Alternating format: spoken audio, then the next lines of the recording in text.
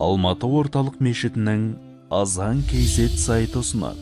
Адамға берілген ең жақсы нәрсе не деп сұрадық, сонда пайғамбарымыз саллаллаху алейхи уассалам хулуқун хасан, яғни жақсы мінез құлық деген еді. Адамның ертең таразысына салынатын ең ауыр нәрсе, яғни сауап амалын көбейтетін, оң жағын басым ететін ең ауыр нәрсе, бұл оның көркем мінез құлқы деді. Қиямет күні бірінің дәрежесі екіншісінен жоғарырақ болатын болса, яғни тақуалығы көбірек, біліміне көбірек амал еткен, ықылас көбірек болған, сөйтіп өзінің бауырынан жоғары дәрежеге ие болған қияметте, онда руфи'ал ахару ма'аху иля мақами, оның әлгі төменде қалған бауыры да соның деңгейіне көтеріледі дейді.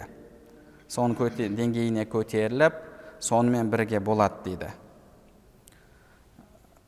Бұл жағдай кімдерге қатысты болады? Пайғамбарымыз саллаллаху алейхи уассалам өзінің хадис шарифінде 7 түрлі адам жайында айтқан. Ол хадисті барлығымыз білеміз.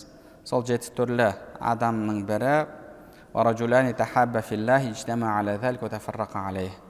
Бірін-бірі Алла разылығы үшін жақсы көрген, Алланың махаббатында біріккен, және соның негізінде бағанағы жыл 12 ай тұтқан оразаң, және жұмсаған дүниең, түндері тұрып оқыған намазыңның ешқайсысы пайда бермейді. Егер, ассаламу алейкум ва рахматуллахи ва баракатух. Иншаллах, Алла субхана ва тағаланың қалауымен имам Абу Хамид ал-Ғазали рахмахуллахтың Ихия улумиддин кітабы бойынша өтіп жатқан дәрістерімізді ары қарай жалғастырамыз. Біз сіздермен күнделікті тіршілікке, адамдармен қарым-қатынасқа байланысты бапты өтіп жатырмыз, және сол баптың ішінде китабу адабил ульфати вал ухуа, яғни мұсылмандық бауырласу, мұсылман бауырыңыздың алдындағы міндеттеріңіз, құқықтарыңыз, және жалпы біреуді Алла разылығы үшін жақсы көріп, Алла разылығы үшін бауыр дос болудың қаншалықты маңызды екендігін үйрететін, соны қарастырған бапқа келдік. Және имам Ғазали рахмахуллах бұл бапты бірінші «И'лам аннал ульфата самарату хуснил хулуқ ва тафарруқа самарату суил хулуқ». Яғни адамдардың бір-бірімен бауырласуы, бірін-бірі жақсы көруі бұл көркем мінез құлықтың жемісі, нәтижесі, ал араларына түсінбеушіліктің түсуі, бірін-бірі жақсы көрмеуі бұл жаман мінез құлықтың жемісі дейді. Сол үшін де жалпы бірінші адам егер мұсылман бауыр тапқысы келсе, Алла жолындағы бауырды тапқысы келсе, онда ең бірінші соған себеп болатын дәнді өзінің бойына құюы керек. Ол да болса мінезінің көркем болуы, ақылақының дұрыс болуы. Сол кезде ол жақсы өзіне бауырлар табады. Аллаху субханаху ва тағала пайғамбарымыз саллаллаху алейхи уассаламды мақтаған кезде «Ва иннака ла'ала хулуқин азим», сен сондай бір көркем мінез құлықтың иесісің деп мақтады. Және пайғамбарымыз саллаллаху алейхи уассалам өзінің хадис шарифінде «Аксару ма юдхилун насал джанната тақуаллахи ва хуснул хулуқ». Ең көп адамдарды жұмаққа кіргізетін нәрсе бұл Алланың алдындағы тақуалық және көркем мінез деген еді. Бұл хадисті имам Тирмизи, имам Хакимдер Абу Хурайра радиаллаху анхуден сахих иснадпен жеткізген. Және пайғамбарымыз саллаллаху алейхи уассаламның сахабасы Усама бин Шурайк радиаллаху анху айтады, бір күні пайғамбарымызға «Я Расулаллах, ма хайру ма уатиял инсан», адамға берілген ең жақсы нәрсе не деп сұрадық. Сонда пайғамбарымыз саллаллаху алейхи уассалам хулуқун хасан, яғни жақсы мінез құлық деген еді. Хадисті имам Ибн Маджах рахмахуллах жеткізген. Және пайғамбарымыз саллаллаху алейхи уассалам тағы бір хадисінде «Афқалу ма юдау фил мизани хулуқун хасан», адамның ертең таразысына салынатын ең ауыр нәрсе, яғни сауап амалын көбейтетін, оң жағын басым ететін ең ауыр нәрсе бұл оның көркем мінез құлқы деді. Хадисті имам Абу Дауд, имам Термизилер Абу Дарда радиаллаху анхуден жеткізген. Және пайғамбарымыз саллаллаху алейхи уассалам өзінің келудегі мақсатын баяндаған кезде де бу'ithtu ли утаммима махасинал ахлақ, макаримал ахлақ деп айтқан еді. Яғни мен көркем мінез құлықты толықтыру үшін жібердім деді. Толықтыру үшін жібердім. Енді адамның бойында осы көркем мінез табылса, адамның ақылақы түзелетін болса, ол кезде бұл сол Алла жолында бауыр табудың бірінші қадам болып табылады. Алла жолындағы бауырлар бұл сіздің көркем мінезіңіздің, тақуалығыңыздың, дұрыс жүріп тұруыңыздың жемісі, нәтижесі болып табылады. Ал Алла жолындағы бауырластық бұл адамға берілген үлкен нығмет. Аллаху субханаху ва тағала пайғамбарымыз саллаллаху алейхи уассаламға өзінің берген нығметтерін айтқан кезде لو أنفقت ما في الأرض جميعا ما ألفت بين قلوبهم ولكن الله ألف بينهم. Егер сен дүние жүзіндегі барлық нәрсені жұмсайтын болсаң, бәрібір олардың жүректерін біріктіре алмайсың. ولكن الله ألف بينهم. Алла тағала олардың жүректерін біріктірді деді. Және басқа бір аятта осының нәтижесі ретінде فأصبحتم بنعمته إخوانا. Сендер сол Алланың берген нығметінің нәтижесінде бауыр болдыңдар, Алла жолындағы бағанағы бірін-бірі жақсы көретін бауырларға айналдыңдар деді. Және Алла субханаху ва тағала басқа бір аятта وَاعْتَصِمُوا بِحَبْلِ اللَّهِ جَمِيعًا وَلَا تَفَرَّقُوا. Алланың дініне бекем жабысыңдар және бөлінбеңдер деді. Яғни мұсылман адам бұл әрдайым бауырмашыл, өзінің бауырын жақсы көретін, мінез құлқы дұрыс, мұсылмандармен ауызбіршілікте болуды үлкен нығмет көретін, нығмет сезінетін адам болуы керек. Пайғамбарымыз саллаллаху алейхи уассалам тағы бір хадисінде әл-муъмину илфун ма'луф. Мұсылман адам сондай біреумен араласқан кезде біреуге көңіл қоятын және адамдар оған көңіл қойып сондай бір жақын араласып кететін адам деді.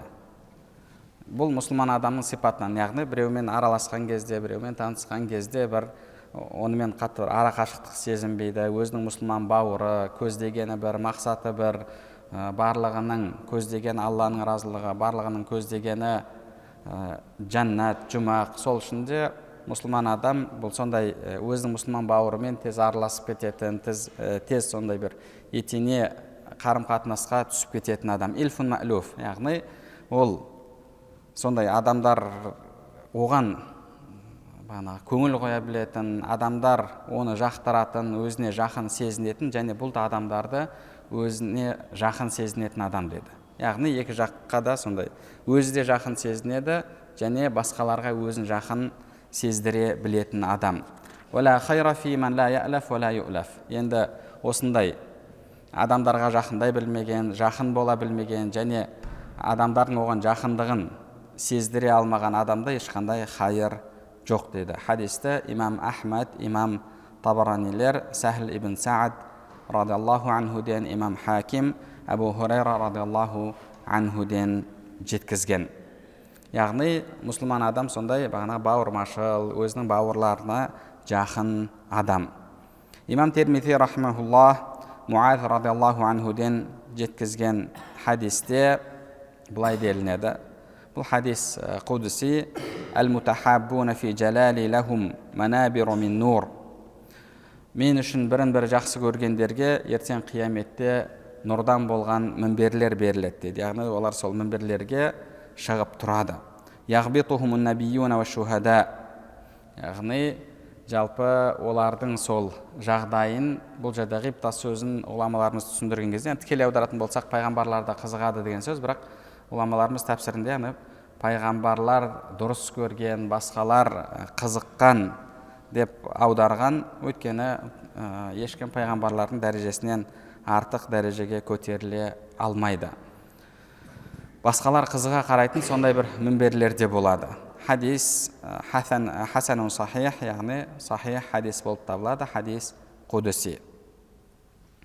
Және пайғамбарымыз саллаллаху алейхи уассалам өзінің хадисінде айтады: «Ма тахаббаснани филлах илля кана ахаббухума илаллахи ашаддахума хуббан ли сахибих».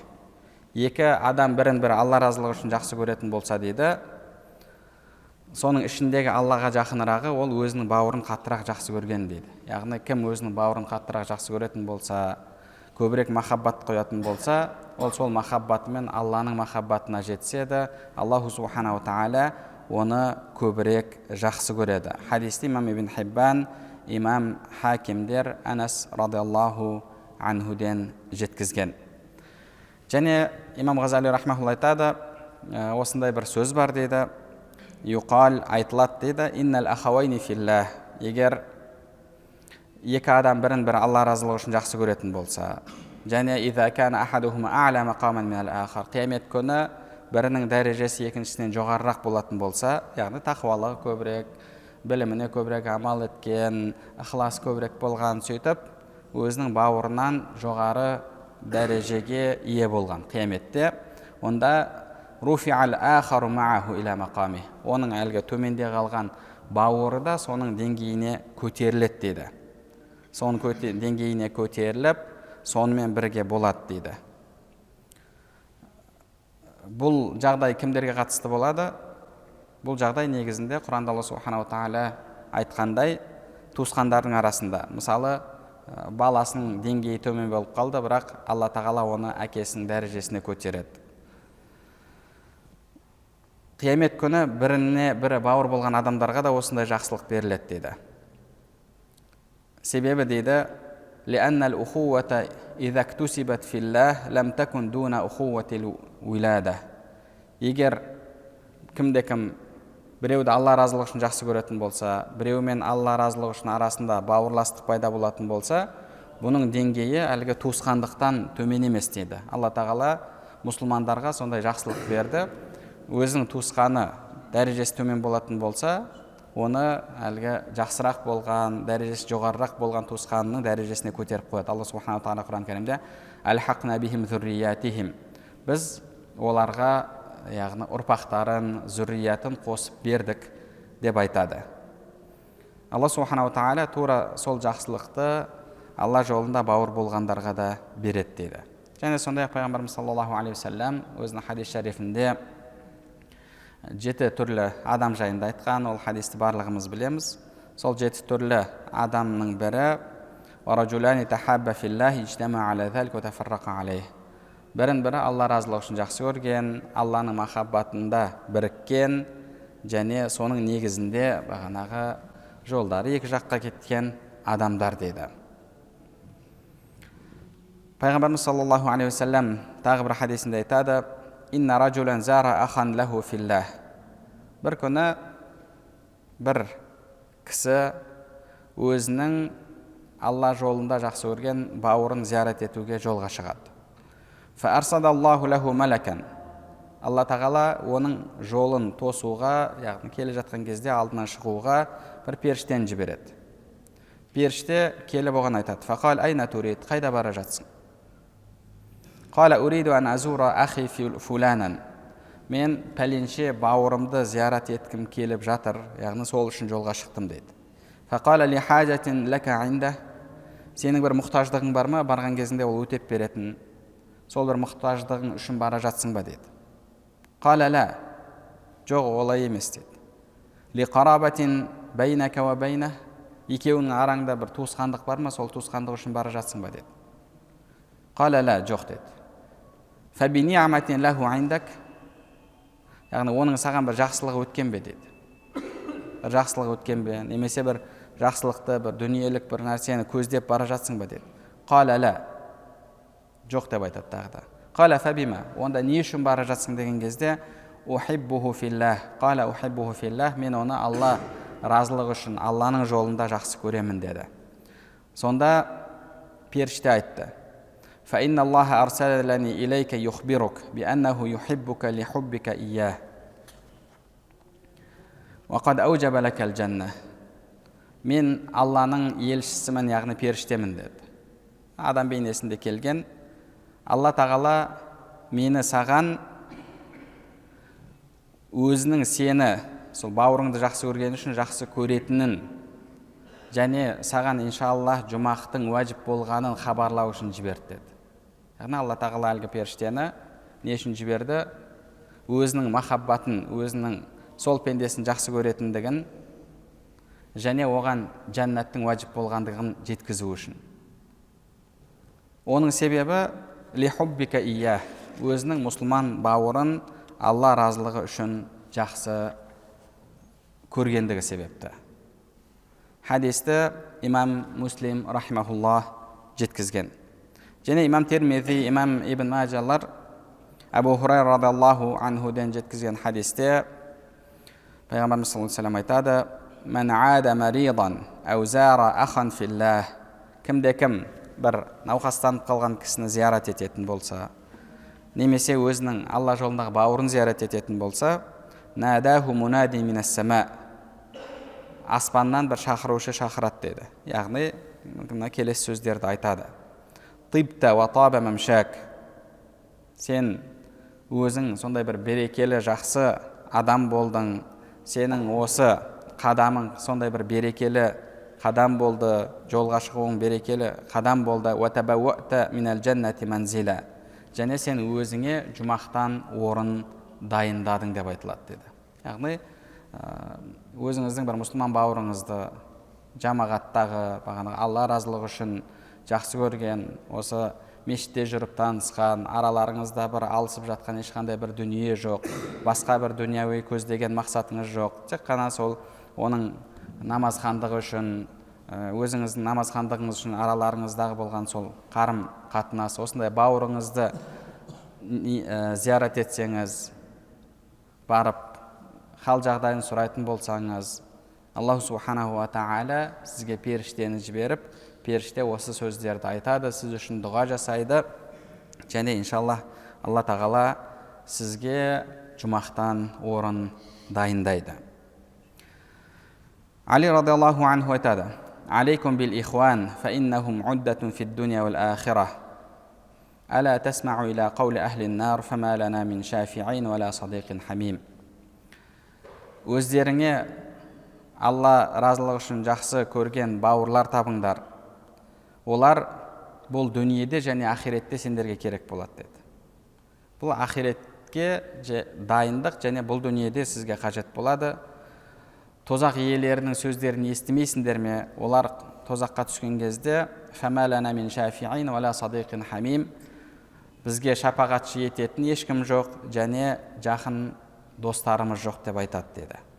Яғни олардың ешқандай бір шапағатшы болатын, жәрдемі тиетін, пайдасы тиетін достары болмайды. Неге? Өйткені олардың достықтары Алла разылығына негізделмеген. Олардың достықтары басқа себептерге негізделген. Алла субханаху ва тағала Құран кәрімде «Ал-ахиллау яума изин ба'духум ли ба'дин адуун иллал муттақин» деді. Қиямет күні сондай жақсы араласқан, хулла деген, яғни бағанағы сондай қатты кірісіп араласқан. Араб тілінде хулла деген сөз араласып, яғни бір нәрсе болып кетуді айтады. Сондай деңгейде араласқан, қатты араласқан. Солардың барлығы ли ба'дин адуун иллал муттақин. Қиямет күні дұшпанға айналады, тек қана тақуалардың Алла разылығы үшін дос болғандардың достығы қияметте жалғасады. Яғни бұл дүниеде басқа бір себептермен, дүниенің себебімен, мансаптың себебімен, тағы да басқа бір себептермен пайда болған достық, дүниелік мақсаттарға құрылған, негізделген достықтардың барлығы дұшпандыққа айналады. Дұшпандыққа айналады, керісінше олар не дейді? Я лайтани лам аттахид фуланан халила. Маған өкініш болсын, мен сол пәленше деген адаммен араласпағанымда, сонымен дос болмағанымда еді деп, керісінше достығына өкінеді.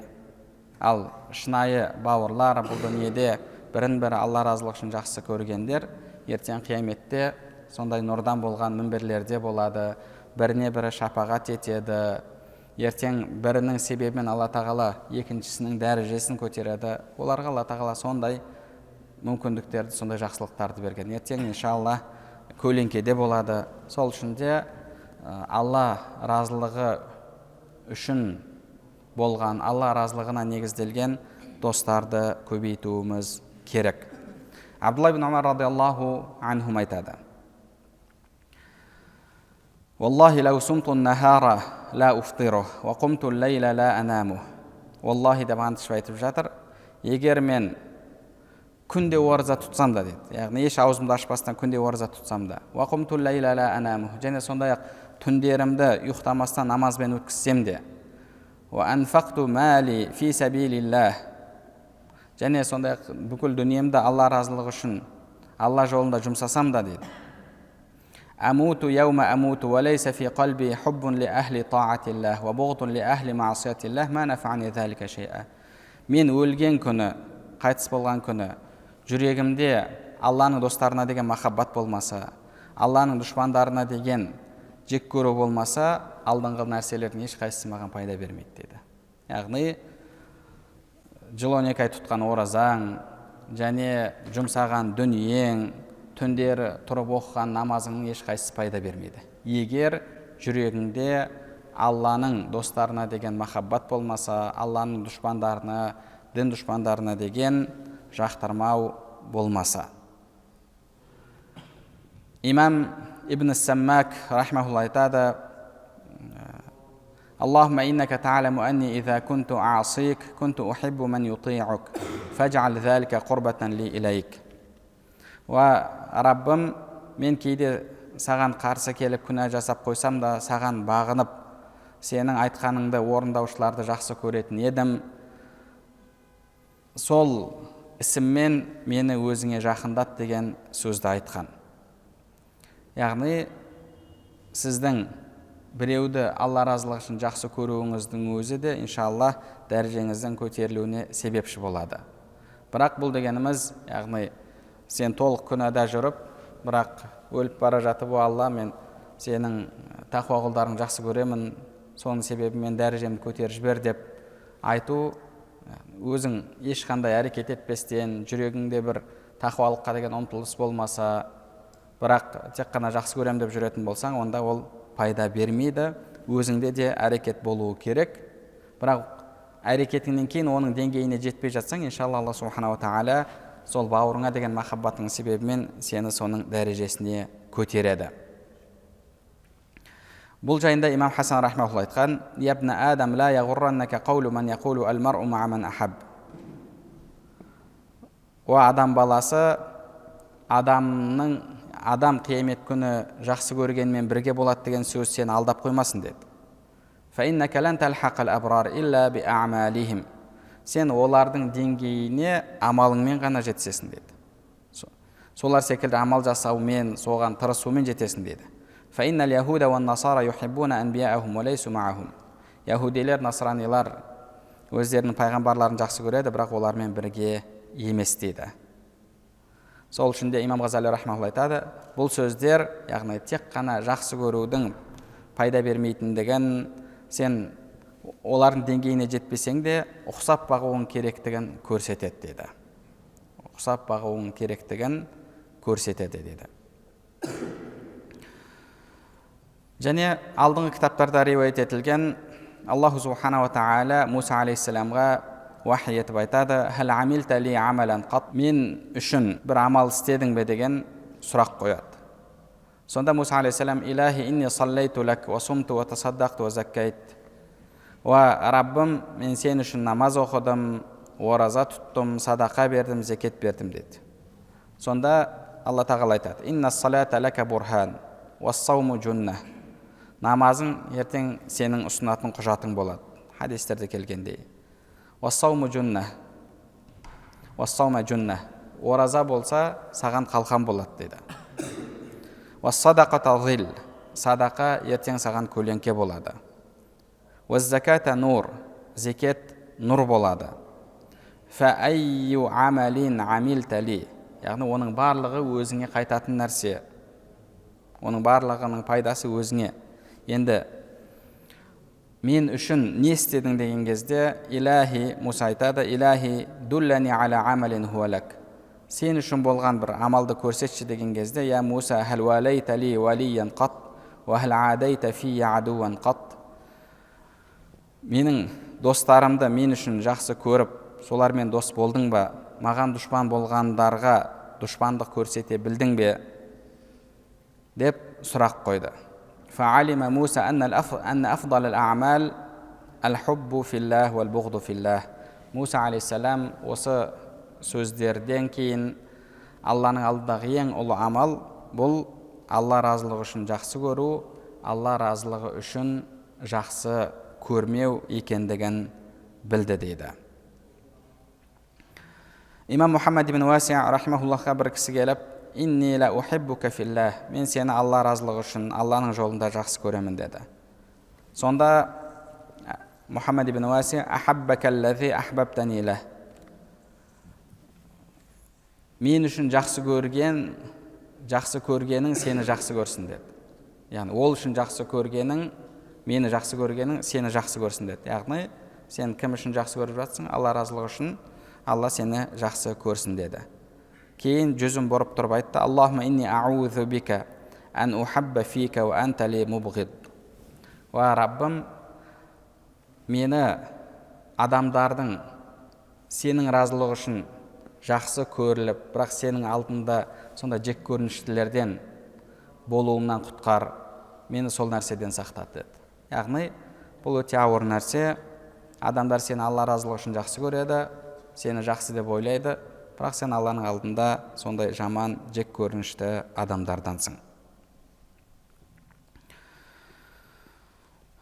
Имам Дауд ат-Таи рахимахуллахқа бір кісі керіп келді. Сонда ма хаджатук, қандай қажетпен келдің деді. Фақала зияратак, яғни сені зиярат етуді қалаймын деді. Немесе зияратук. Фақал ама анта фақад амилта хайран хайна зурт. Сен мені зиярат етіп жақсы амал жасадың деді. Валакини нзур маза янзилу би ана иза қила ли ман анта фатузар амина зухади ант. Ла валлах, сен кімсің, сені адамдар зиярат ететіндей деп ертең қияметте маған айтылатын болса, менің жағдайым қандай болмақ деді. Ертең сені адамдар тақуа деп жақсы көріп зиярат етеді, сені ғалым деп зиярат етеді, сені қари деп құрметтеп зиярат етеді. Бірақ қияметте кімсің сен сондай адамдар зиярат ететіндей? Сен Алланың зухуд жасаған, захид болған құлдарынансың ба? Жоқ, олай емес. Аминал уббади ант, Аллаға құлшылық жасаған Алланың сүйікті құлдарынансың ба? Жоқ. Амина салихина ант, ізгілерденсің бе? Жоқ. Олардың ешқайсысынан болмай ертең қияметте солай делінсе, менің жағдайым не болмақ деп. Сумма ақбала юаббиху нафсаху яқул кунта фи шабибати фасиқа.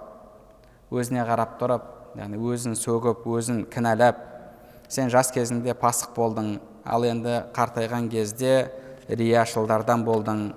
Рияшыл адам болса, Алланың алдында пасықтан да жаман деп көзінен жас кетті дейді. Яғни үлкен ізгі кісілер, тақуа кісілер, адамдар оларды зиярат етіп келген кездің өзінде, адамдар Алла разылығы үшін жақсы көріп, келіп, ол кісімен амандасып, зиярат етуді қалаған кездің өзінде де қияметтегі жағдайын ойлап осылай қиналатын.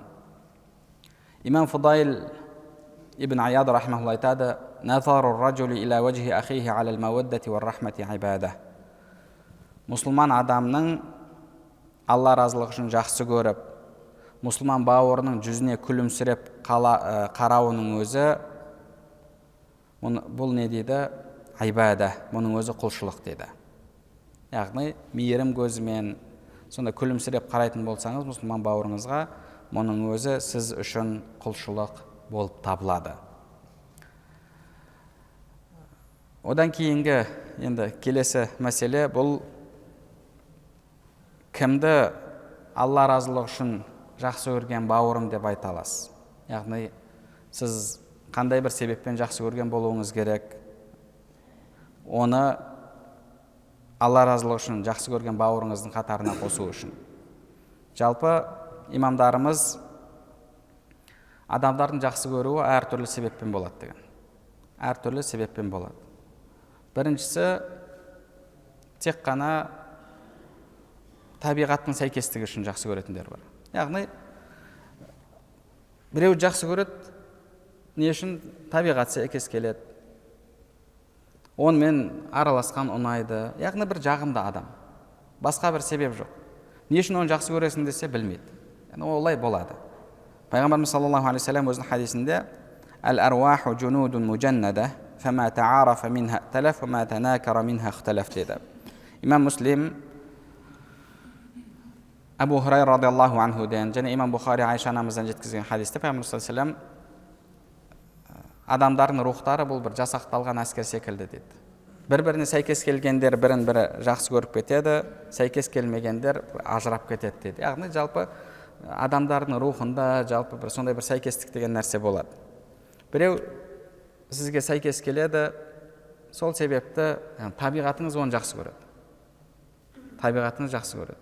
Кейде мысалы бір намаз оқымайтын адам, қарасаңыз құлшылығы жоқ ешқандай, енді мен оны Алла разылығы үшін жақсы көріп жүрмін деп айта алмайсыз. Бірақ жақсы көресіз. Не үшін? Өйткені ол адам сізге жағады, яғни бір табиғаты бір басқаша сізге келеді, сөзі келеді, әйтеуір бір түсінігі келеді. Сол себепті оны жақсы көресіз. Бұл жақсы көруді имам Ғазали рахмахуллах жалпы адамның табиғатындағы сәйкестік үшін жақсы көру деді.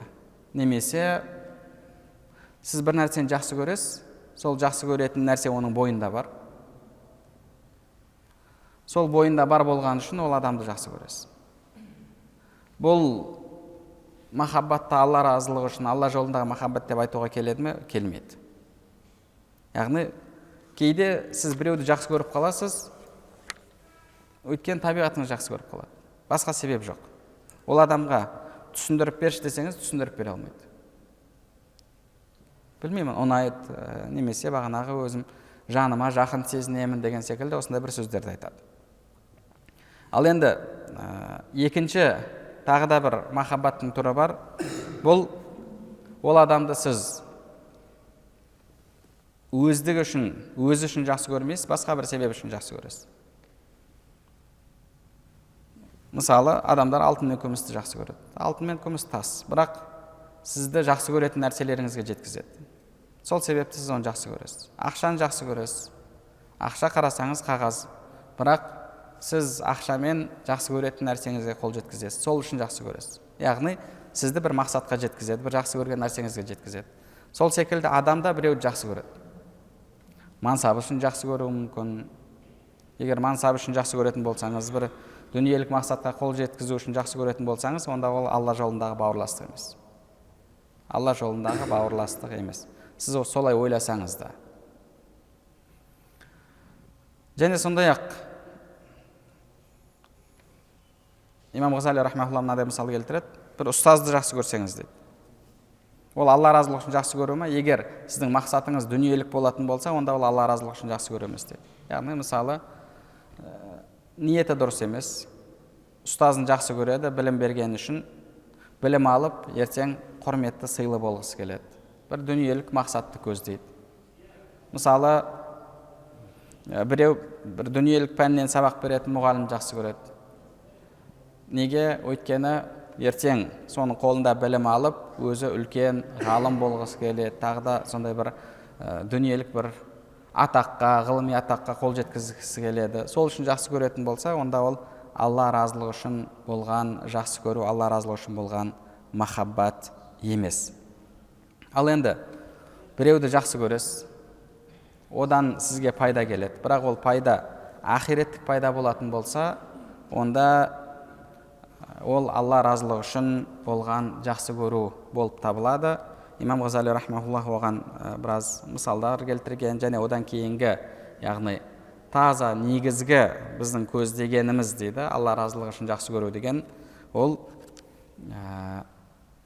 ешқандай бір себепсіз, бағанағы мұқтаждықсыз, біреу сізді мәжбүрлеместен, жағдай оған алып келместен жақсы көру дейді. Неге? Өйткені кейде, мысалы, сіз біреулермен араласасыз, араласуыңыз жағдайдың себебімен болады.